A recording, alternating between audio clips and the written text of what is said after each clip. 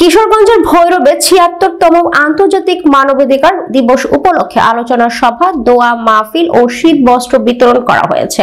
মঙ্গলবার ১০ ডিসেম্বর রাত ৮:৩০টায় পৌর শহরের ভৈরবপুর উত্তরপাড়া রফিকুল ইসলাম মহিলা কলেজ রোডে সংগঠনের প্রধান কার্যালয়ে এই সভা অনুষ্ঠিত হয়।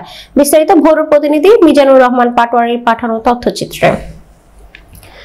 অনুষ্ঠানে আইন ও মানবাধিকার সুরক্ষা ফাউন্ডেশন এর আহ্বায়ক ও ভৈরব উপজেলা যুবদল সভাপতি দেলোয়ার হোসেন সুজনের সভাপতিত্বে প্রধান অতিথি হিসেবে উপস্থিত ছিলেন ভৈরব পৌরসভার সাবেক মেয়র ও পৌর বিএনপির সভাপতি হাজী মোহাম্মদ শাহিন। আলোচনা সভায় আইন ও মানবাধিকার সুরক্ষা ফাউন্ডেশন যুগ্ম আহ্বায়ক হাজী মোহাম্মদ জামানের সঞ্চালনায় উপস্থিত ছিলেন এশিয়ান টিভি ভৈরব প্রতিনিধি আলহাজ সজীব আহমেদ, সমাধান টিভির চেয়ারম্যান আব্দুল লতিফ, সংগঠনের সিনিয়র যুগ্ম আহ্বায়ক আলাউদ্দিন আল আজাদ, দিন ইসলাম, মোহাম্মদ নাসির মোল্লা, মোহাম্মদ আমিনুল হক, মোহাম্মদ কবির মিয়া, মোহাম্মদ বাকি উল্লাহ, সদস্য সচিব মোহাম্মদ সাজিদ আকরাম সবুজ ও নির্বাহী সদস্য মোহাম্মদ লোকমান মিয়া প্রমুখ। আলোচনার শেষে প্রধান অতিথি হাজী মোহাম্মদ শাহিন অসহায় ও দুস্থ মানুষদের হাতে শীত বস্ত্র কম্বল তুলে দিয়ে কার্যক্রম উদ্বোধন করেন। আলোচনার সভায় বক্তারা বলেন, মানবাধিকার সম্পর্কে এদেশের কিছু শিক্ষিত মানুষ ছাড়া সর্বস্তরের মানুষ জানে না। এই বিষয়ে সবাই ঐক্যবদ্ধ হয়ে সচেতনতা বাড়াতে হবে। সারা বিশ্বে ব্যাপক হারে মানবাধিকার লঙ্ঘন হচ্ছে আর বিশ্ব আজ মানবাধিকার নিয়ে কাজও করছে। বাংলাদেশের স্বাধীনতার পর বিগত দিনে আওয়ামী সরকার যেভাবে মানবাধিকার লঙ্ঘন করেছে তা ব্যাখ্যা করা কঠিন।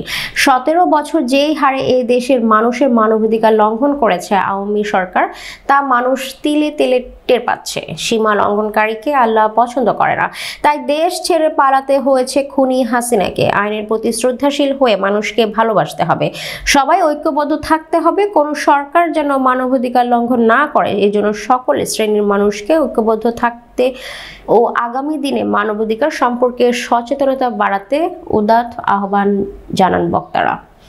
আয়োজকরা জানান, পৌর শহরে বিভিন্ন এলাকার ২ শতাধিক শীতার্তদের মাঝে এই কম্বল বিতরণ করা। আসলে ছোট্ট পরিসরে হলেও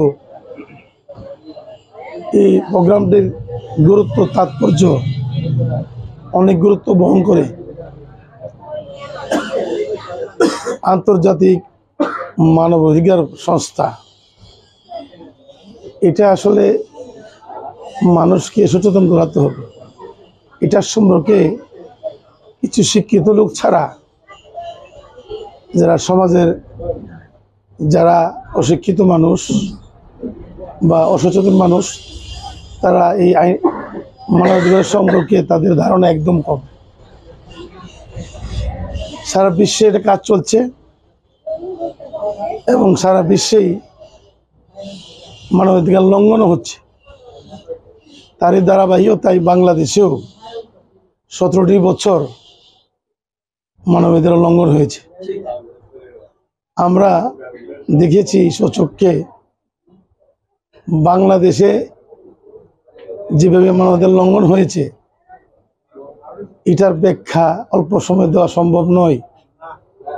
শুধু এটুকুই বলবো যে বাংলাদেশ স্বাধীন হওয়ার পরে এই ১৬-১৭ বছরে যে অমানবিক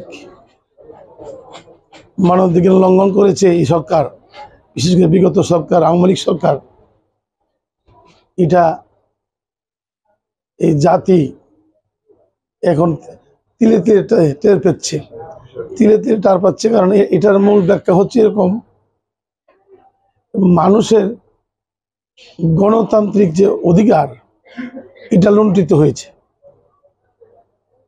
সাংবাদিক সহ, সুধীজন সহ, রাজনৈতিক ব্যক্তিদের সহ কেউ কারো বাক স্বাধীনতা বলতে কেউ ছিল না।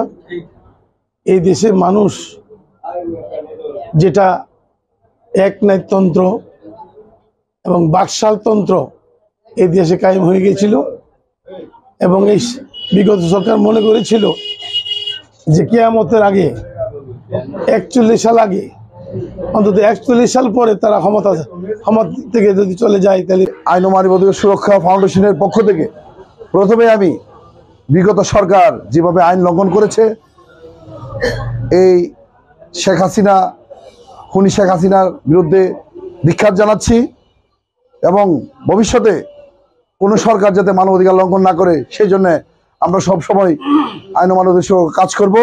আপনারা আমাদের জন্য দোয়া করবেন, আমরা যাতে আইনের প্রতি শ্রদ্ধা রাখতে পারি এবং মানবাধিকার লঙ্ঘন থেকে সবাইকে মুক্ত রাখতে পারি।